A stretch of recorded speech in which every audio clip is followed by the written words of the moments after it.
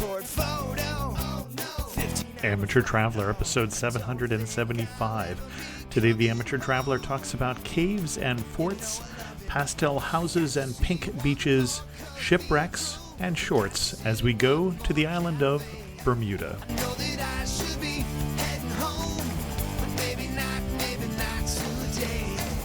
Welcome to the Amateur Traveler. I'm your host, Chris Christensen. Let's talk about Bermuda. I'd like to welcome to the show Victoria Heinz from GuideYourTravel.com, who has come to talk to us about the island of Bermuda. Victoria, welcome to the show. Hi, Chris. Thanks so much for having me. And Bermuda, an island in the Atlantic, what is your connection with Bermuda? Well, growing up, I had family living in Bermuda, so I was very fortunate that I got to visit them from time to time. So I spent quite a few summers there as a kid, and then I kind of found myself returning over and over again because it's so beautiful there. Excellent. And why should someone go to Bermuda? Well, for me, Bermuda is literally a piece of paradise. It's absolutely stunning, and a lot of people actually overlook it for like other Caribbean islands that might be a bit more accessible and more popular. But Bermuda is just gorgeous. It has some of the best beaches I've ever seen. I don't think I've ever seen a comparable beach than like a Bermudian beach. Some of them are pink from like the coral. So just taking pictures of them or anything, they look really impressive. Like if you show someone a picture of a Bermuda beach, they'll always be amazed that that's real. And then just the general underwater world is also quite beautiful, I found, like snorkeling, scuba diving. It's just amazing. I really like the water sports and everything. But yeah, I think that will have to be like my two big arguments for going there. It's also quite small, so you can kind of see and do a lot in a short time span without having to travel for hours because you can get anywhere on the island in like less than half an hour. Well, and you said comparing it to some of the islands in the Caribbean, and I'm probably going to end up, I think if you find Bermuda content on Amateur Traveler, it's lumped into the Caribbean, which is really a lie. It is. But it's so remote and like in an awkward place in the Atlantic that you can't really group it with anything else. You could group it with Iceland, but I don't really have a category for Atlantic. And but that's where we are. It's closer to, I think, New York City than it would be to Cuba, for instance. It is. I think the closest shore is actually North Carolina, which is just around 1,000 kilometers from Bermuda. But still, that's a long way. And then I think flight-wise, you'd fly out of New York, which is like a 2-hour flight.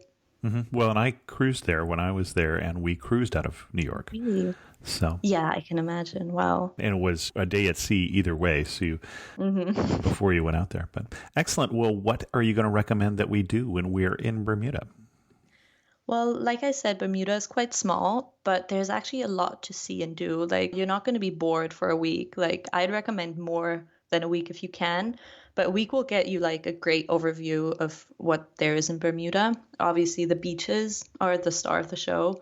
There's so many. The most famous one is probably Horseshoe Bay, which is like the postcard beach you'll find everywhere. If you Google Bermuda, that's the beach that's going to show up.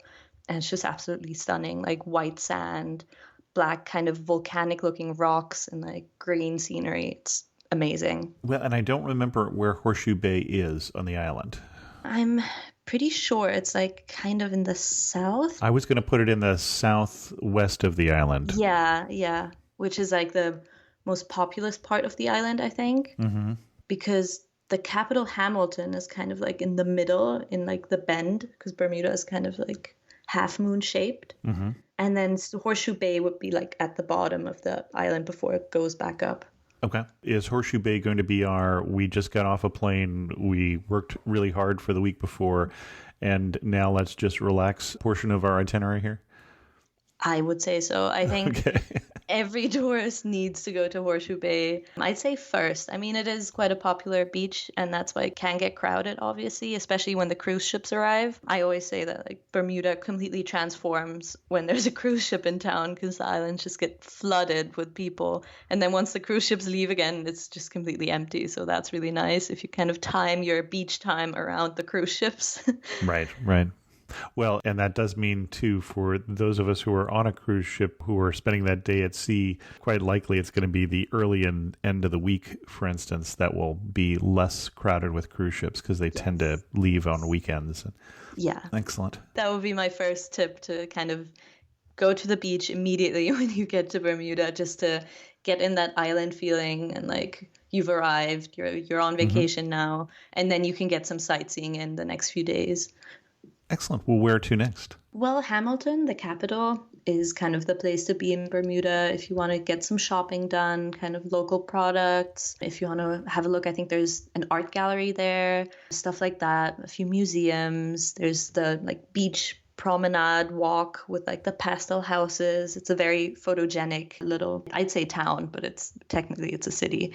That's where I'd go, kind of get a feeling for the island. This is also where you'll find like most of the restaurants and like bars and stuff, but it's still very quiet. Like Bermuda is not going to be a nightlife hotspot or like a place where you go out and meet people. It's very quiet, very secluded.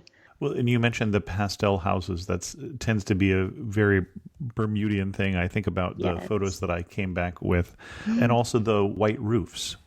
Yes, the roofs, they're actually used for collecting rainwater because the island obviously has a water problem because it's in the middle of nowhere. I'm not even sure if there's fresh water on the island. Maybe there is, not an expert, but like use it to collect the rainwater, and it kind of goes in a tank below the house, and then you can use that water for everything around the house. That's why the roofs always need to stay like perfectly clean and white so you can kind of have that water. Right. Well, and I think you're right. I mean, it's a small enough island. I don't think there are any rivers, although there are some cave systems. So there are clearly some, if there are rivers, they may be underground. Maybe, yeah.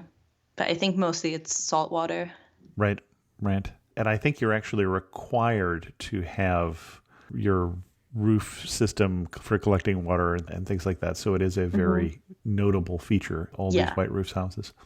And what you don't want is to run out of water and have to buy the water truck to come to your house and hire them, because that's really expensive. Like everything on that island, that's going to cost you a lot of money. So always be careful with water on the island because it's very scarce. Well, and that's probably because I would guess it's desalinated at that point, which is an expensive process. Yeah, of course. Yeah, I remember when we were in port in Bermuda, we were in port in 3 different places on the island, in Hamilton, in St. George's, and down at the Naval Dockyard. So at the east end of the island, the west end of the island, and the middle of the island over the course of the week.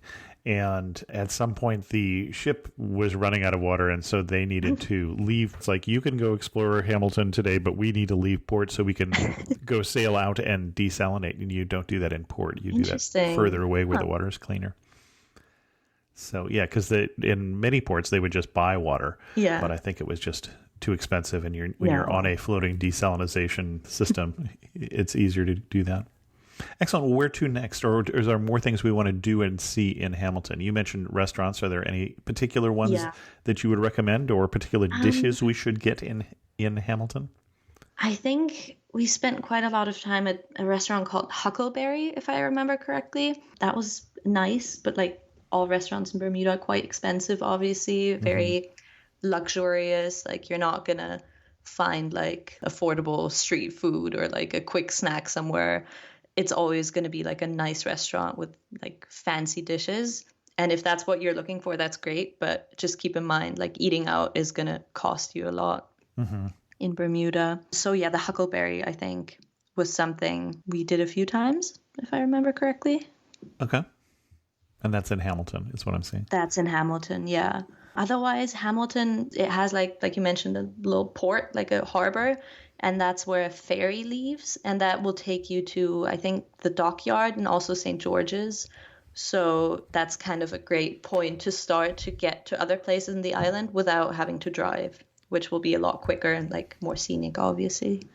Got it. And the dockyard being the far west and the St. George's being the far east. Yeah, exactly. Bermuda is kind of strung up like a chain, I guess. So the dockyard's one end, St. George's the other. And to drive from one end to the other, I think it takes like over an hour. I can believe that. Sure. Yeah. It's not that it's that far. It's really not. I think lengthwise, it must be like 40 kilometers or something. So not very long, but the maximum speed on the island is 35 kilometers per hour. Not sure what that is in miles per hour, like 20, I guess. So you can't go very fast. Right, right. Okay. And what are we going to do next? We've seen Hamilton. If you do want to take the ferry to St. George's, I'd recommend that because it's so far away from everything else. It's kind of near the airport, but St. George's is just beautiful. Mm-hmm. It's kind of like this little artist town, like a lot quieter than Hamilton. You get like historic buildings, and yeah, it's just a great place to hang out. I think this is also like where the first settlement on the island was. So it's like the old town, I think. Get like little shops where you can buy art and jewelry and stuff like that. So if you want to go shopping, that's also a good place to go. I remember going in the historic church that is very close to the dockyard there in St. George's. Founded in the 1600s. So, one of those you knew it was old as there was a plaque in there. And I'm not sure if people know that English used to have a double S letter like German. Oh, really? Did it? Yeah, it hasn't for 400 years or something like that, but it did in the 1600s. And so if you looked, there's that double S that looks like a FS character. I don't remember what it's called in German. Your family being from Germany, you might have a word for that, but I don't. Yeah, just a German word. Exactly. Yeah. But you're reading this thing about how they're blessed, but with the characters they're using, it looked like they were bleft. Left. We're blessed. It's a list there. It's like, oh, this is old. So yeah, it is.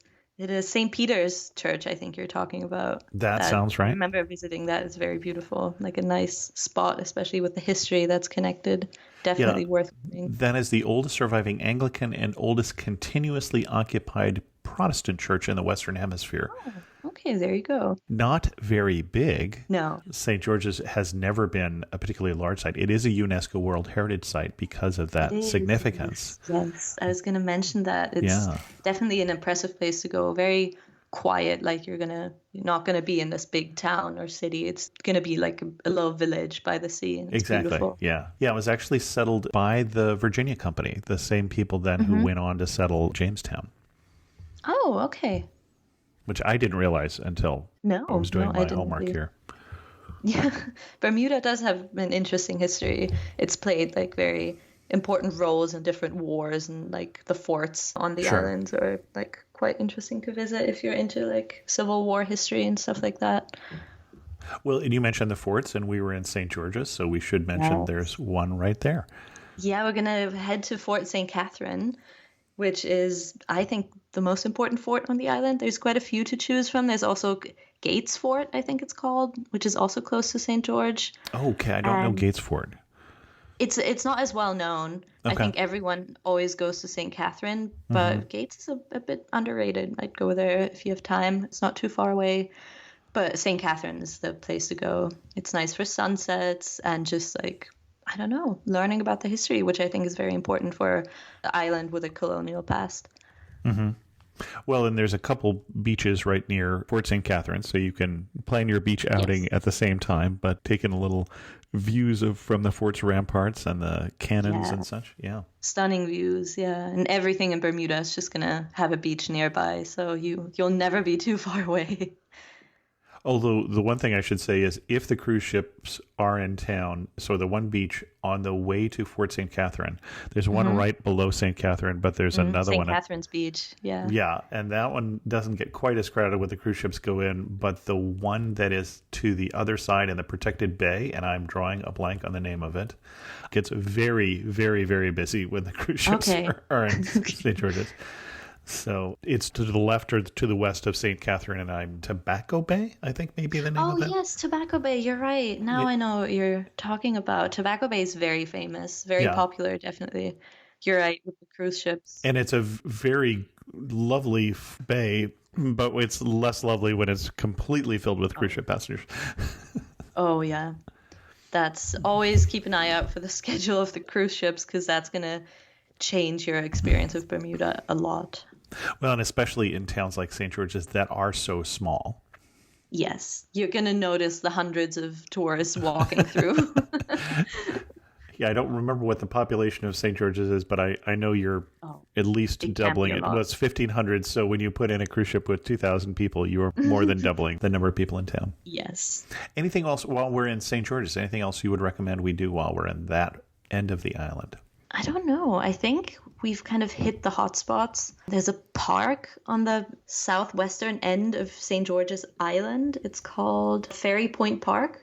Okay. That's quite nice for like a picnic if you want. There's also a few beaches down there. It's this kind of peninsula-shaped tongue of land. There's another fort down there as well called Ferry Island Fort. Those are quite nice. A lot more quiet if you kind of want to escape the crowds. You could head in that direction, I guess. But if you're short on time, this wouldn't be the most important thing to visit in Bermuda, in my opinion. Okay, got it. But other than that, I think you've kind of seen the best parts of St. George's, and it might be time to head back to the main island. Now, in between, and you see the main island, I forgot actually that St. George's was a different island. I had to look at the map while you were saying that. Yes, okay.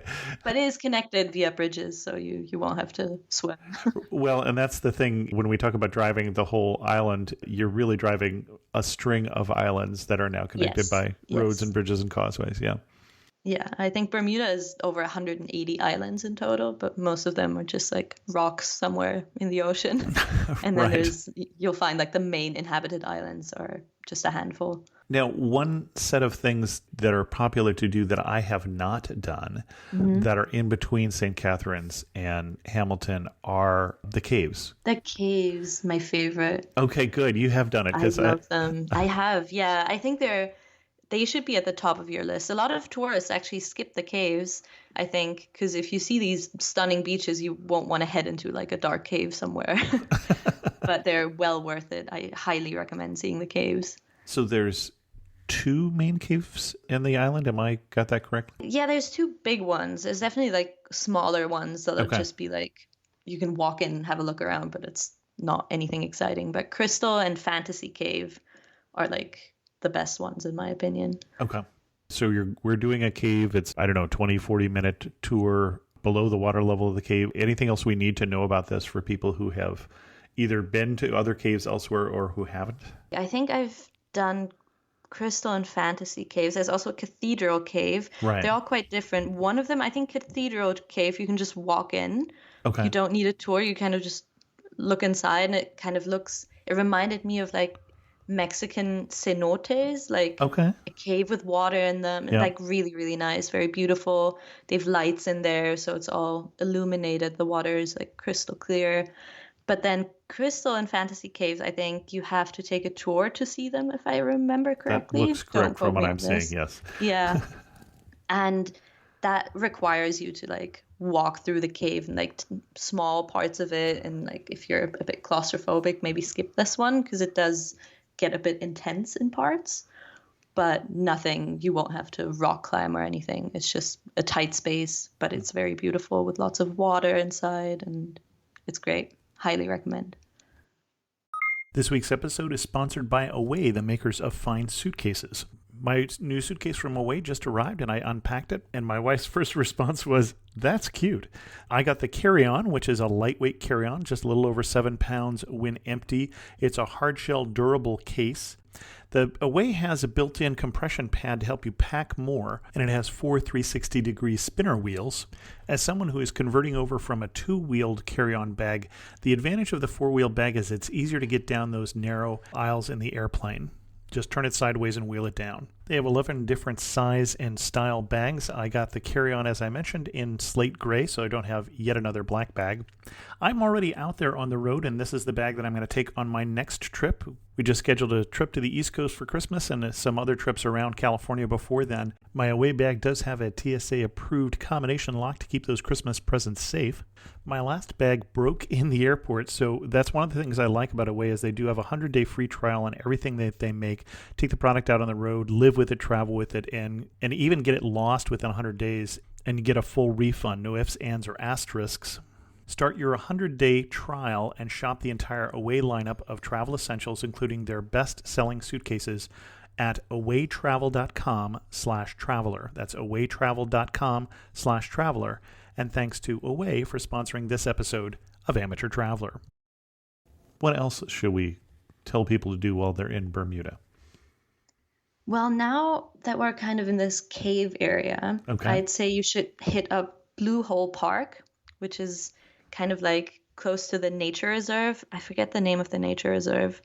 It kind of blends together with Blue Hole Park. It's this area with a little nature park. You can go hiking, you can have like view of the ocean, and then there's the caves and stuff. So I think you should spend like half a day in this area just exploring. Okay. Because it's not too big, obviously, on a small island, but Is that the Idwall Hughes Nature Reserve? yes, that sounds right. Yeah, I can never remember that name.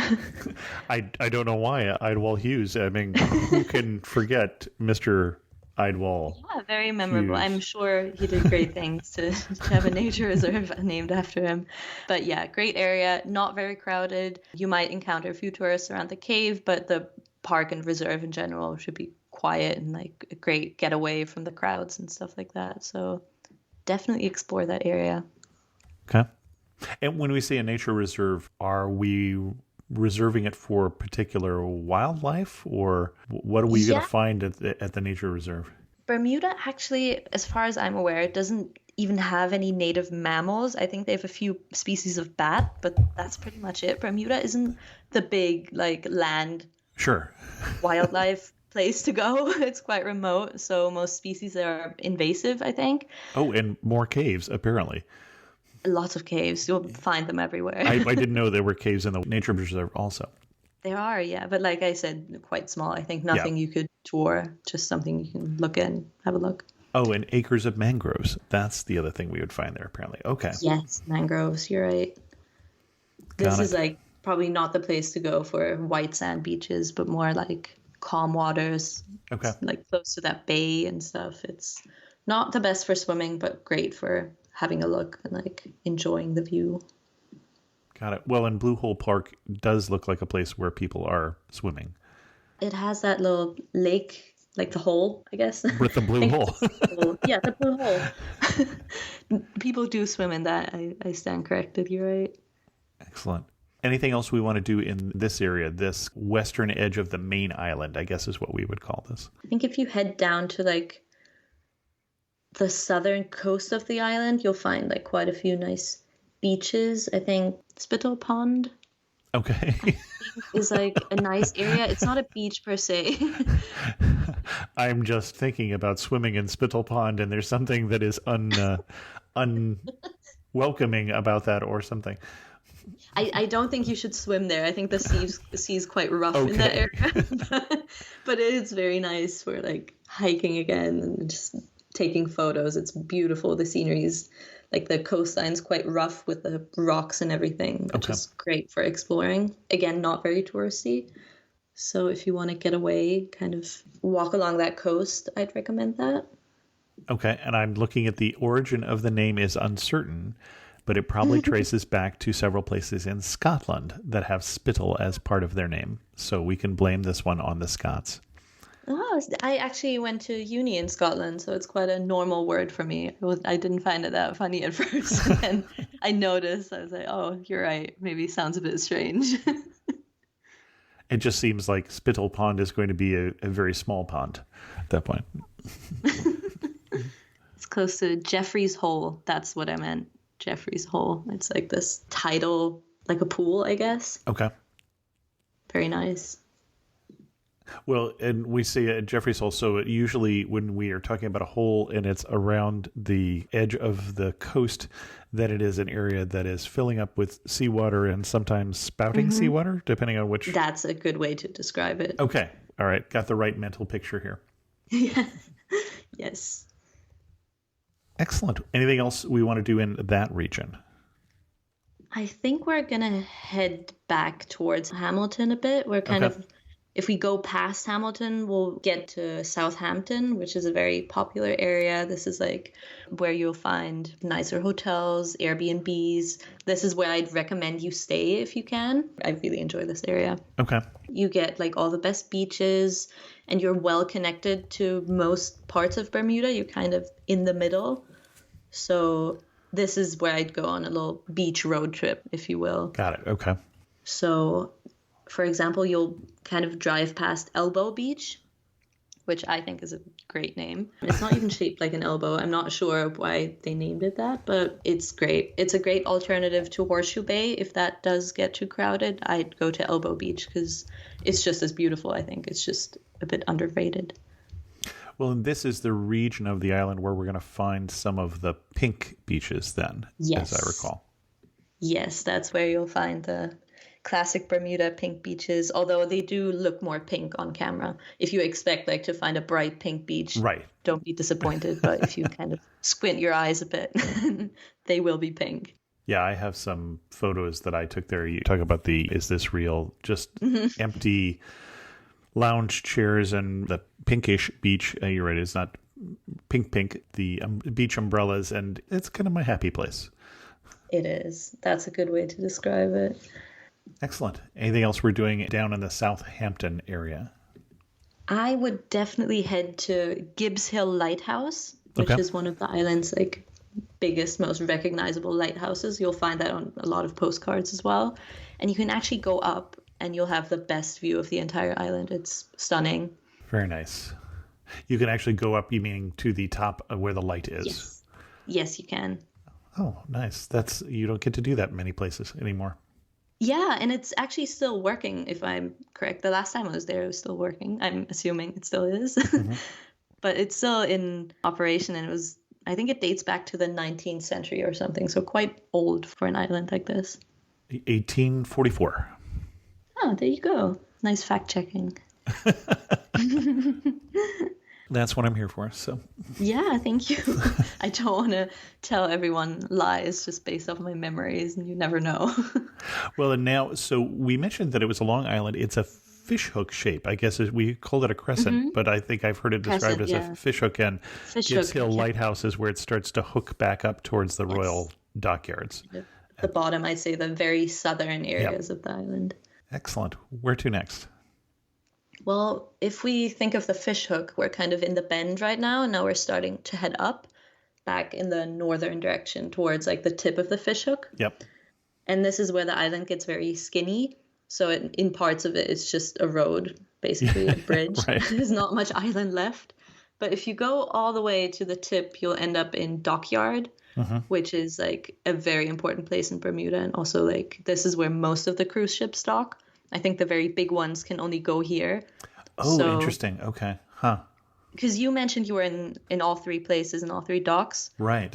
But I think most people, like the day trip tourists that arrive in Bermuda, will only be in Dockyard. So this does get very crowded. Oh, interesting. Yeah, I was in a 1,500, 2,000 passenger cruise ship, so not one of the big 5,000 person floating cities. Yeah. That'll be more nimble and kind of can get into the smaller ports. Right. It was big at the time. At the time.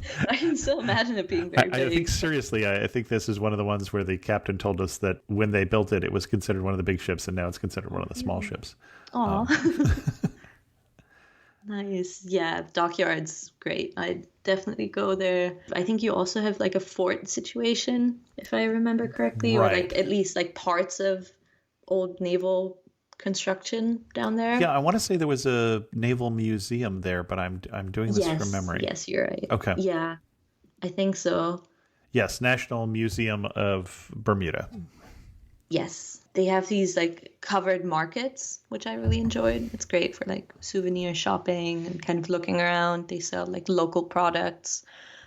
So that's really nice, especially if you happen to have like a rainy day. That's great because it's indoor. Well, and you're not really, it's interesting that the big cruise ships are there. That does mean that there are very few beaches in this part of the island. There's Dockyard Beach, which is a tiny beach, as I recall. And then we went, I think, all the way down to Long Bay Beach, which is a couple miles away. Because I remember I walked back. Oh no! Decided that sounds very long. That I wanted to see it. Was not just a long walk, but it is a warm climate, and at one point you walk through on this very narrow route that you were talking about, you're walking through an old cemetery.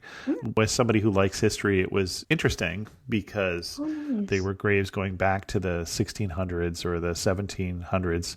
But I did notice as I'm walking back with not enough water on a very warm day that I'm looking at graves of people who died of sunstroke. Oh no! Oh, that's a bad one. Memorable. Not what you want to read on a walk like that. So yeah, if you are on a cruise ship and you're parked up there, you're basically going to be taking shuttles to most places in the islands. Oh yeah. Don't estimate how kind of long Bermuda can get, because if you find yourself in St. George's and your ship's leaving in an hour, you have a problem, because getting back will take a while. Yeah, you're not going to get there very fast. No, nothing in Bermuda moves very fast. Well, we were talking about Bermuda. We've talked about Bermuda now for a little bit, and we haven't mentioned the elephant in the room. What's with the shorts? I was thinking you're going to say the Bermuda Triangle. Oh, okay. No. The shorts. Oh my, I love the shorts. It's just great. It's island life. It just gives you, I don't know, that feeling that you're in a place where everything moves a bit slower and everything's a bit more laid back. But it's not island life like Hawaii island life, like hang loose sort of thing. It's more of we're still formal. No, it's very but we're casual about our formal. It's, I don't know, especially like people going to the office there, like Bermuda's a big insurance industry. They all wear the shorts and they've like the socks pulled up to the knees and they wear like pastel colored Bermuda shorts and a shirt and tie. Like everything else looks normal. Right. You're dressed up for work at a bank or something like that, but with the shorts. It's a real thing. And you can't go to work with a normal suit. People will look at you and be like, what's going on with you? Like, you'll stand out if you dress normally. Do you not know how warm it is outside? Yeah. No, it's great. Loving the Bermuda shorts. You need to get a pair if you visit Bermuda. Well, and I loved watching the traffic cops in their Bermuda shorts directing traffic. Yes. Everyone. It's a thing. Everyone, bus drivers, cops, store workers, office work, everyone wears the shorts. Excellent. What else do we need to know before we go to Bermuda? Like I mentioned a few times, Bermuda is incredibly expensive. You can't forget about that, especially if you're staying for a while. It's going to cost you a lot of money, but it's worth it, in my opinion. Mm-hmm. But still, just expect everything you buy at home, just double the price, and that'll be Bermuda prices. Yeah, that sounds about right. Even if you go to a grocery store, like a liter of milk or a loaf of bread will immediately be like $5 to $10 for either of those. So just expect that and then you'll have a great time. But don't go to Bermuda thinking you can do it on a budget. Okay. One place I realized as I was looking at my Bermuda photos that we missed that I thought was interesting, in St. George's, there's the unfinished church. Oh, you're right. I missed that one. Up on the hill, basically the tiny St. Peter's Church that we mentioned, apparently at one point was going to expand to the top of the hill and just never quite got around to finishing it. And now you can tour this unfinished church or walk through. I mean, it's not a fancy tour or whatever. Yeah. It looks quite impressive, I think. Yeah. The other thing I took a number of pictures of were moon gates, the kind of round garden gates with the round gates in them that seemed like a particularly Bermudian thing. Yeah, you'll find them all over the island. I'm not sure about the symbolism. I think there's a message behind there somewhere, but I'm not sure if I'm the right person to explain that. But you should definitely look into it because it's quite nice. People use it for, like, I think wedding photos and stuff like that. It's a big thing. You'll find them everywhere. Yeah, apparently there's 40 on the island. Oh, nice. Yeah. And seems to correspond to a good wish for joy and happiness, but I don't understand the details. Anything else we need to know before we go to Bermuda? Or should we get to our wrap-up questions? One thing I wanted to mention, because I have it in my mind as like one of my best experiences in Bermuda, was renting like a small boat. Oh, okay. A pontoon, I guess you'd say. You can rent these little speedboat things. They don't go very fast, but you actually don't need a boating license or any experience to rent them, which I'm not sure if that's a good idea, but most companies will just give them to you. They cost a few $100s, I think, between like $400 and $800 for a day. And you can fit like 10 people on there. So if you calculate, if you take a lot of people, it's not even that expensive. And you can do whatever you want. You can go wherever. And I think that's a great way to explore the island from the water. If you're a bit careful about driving it, it should be fine. The other thing, actually, thinking of water that you mentioned we didn't go back into, you mentioned in your introduction, was diving and snorkeling. Yes. And where do we want to do that? Not at the Bermuda Aquarium, I assume. That won't allow me to do that. Yeah, well, if you ask nicely, maybe. But there are nicer spots out there. I think there's like over 300 sunken like shipwrecks. Oh my, okay. So Bermuda is all about shipwrecks, obviously, because of the famous Bermuda Triangle. Wherever you go, you'll find a shipwreck. But there's lots of scuba diving schools and tours that will take you out to like these impressive shipwrecks you can explore. Even snorkeling, there's some that aren't that deep in the water, and you can see them while you snorkel. So I'd highly recommend exploring like the underwater world. Do you have a favorite beach to go to for snorkeling or operator to use for scuba or snorkeling? I think we used to snorkel a lot at Elbow Beach and also Warwick Long Bay. I think you mentioned that one before. Because those are beaches where you can just snorkel from the beach. You can just walk into the water and kind of put your goggles on. You'll see lots of like parrotfish and angelfish. It's very beautiful. And if you want to do a tour, I don't remember the name of the operator, but we did like a glass bottom boat tour. Okay. That was also quite nice because you don't even have to go in the water. You can just look like through the glass bottom and see the shipwrecks and everything. So that was quite cool. I unfortunately don't remember the name. Okay. Well, and that might be a good option for somebody, for instance, especially if you're there with smaller children or older adults that are a little past the snorkeling age. That can be a good family activity. You can still enjoy the beauties of the island without having to worry about like waves and snorkels and with life vests and stuff. Excellent. Yeah. Shall we start to do some of our wrap-up questions then? Sure, let's go for it. You were standing in the prettiest spot in Bermuda. Where are you standing and what are you looking at? I really like a beach or like a park area more. It's called Astwood Park. Okay. It's actually not too far away from the famous Horseshoe Bay, but it's very quiet. You can't actually go down to one of the main beaches because it's like you look down from the top, but the walk down would be very difficult to do. But the beach is very beautiful, and I think it's my favorite beach. So I'd say I'd be standing at the top of the cliff, kind of looking down, because you don't see anyone on the beach. It's always picturesque. It's absolutely beautiful. Excellent. One thing that makes you laugh and say only in Bermuda. Only in Bermuda. Well, you kind of mentioned the shorts already. Sorry. It would be a cop-out answer for me to just say that again, I guess. Something we haven't mentioned yet were the Gombe dancers. Not sure if I'm pronouncing that correctly. Okay. They're not funny per se, but I think I'd say only in Bermuda, because if you go to one of their like performances, they're these like dancers in like big costumes. They're very colorful and they do these like crazy dances, and they're like a cultural event on the island. And I always really enjoyed them. They're very funny, a big hit with kids, obviously, and it's just something you have to see while you're in Bermuda. I don't think I know this one. Okay. Really? Oh, they're very specific to the island. I don't think you can find them anywhere else. So very unique. Okay. Interesting. There you go.